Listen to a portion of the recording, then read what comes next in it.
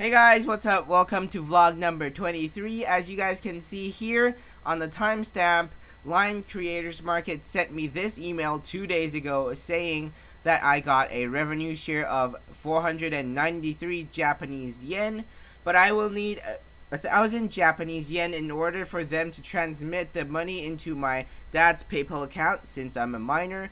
And so I want to say 1,000 Japanese yen is equal to 9.3 US dollars or 273 Taiwanese dollars.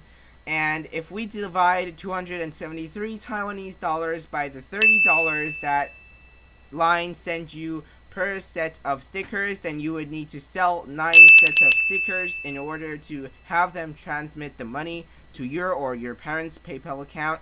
So as you can see, not only do you not get that much money, but also it's actually pretty hard to get a high buy rate or a high publicity rate for your line stickers.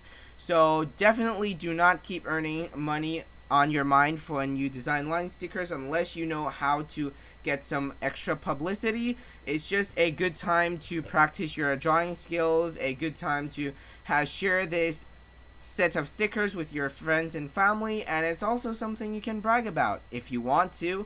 So also in the last tutorial I talked about my Chinese stickers having been rejected right here, as you guys can see, and that was actually not because it's in Chinese, but also after some research I realized it was because I had a second set in a foreign language. So if there's only one set, it doesn't matter which areas you decide to publish it on, but if you have a second set in a foreign language, then it's going to be limited to some other countries.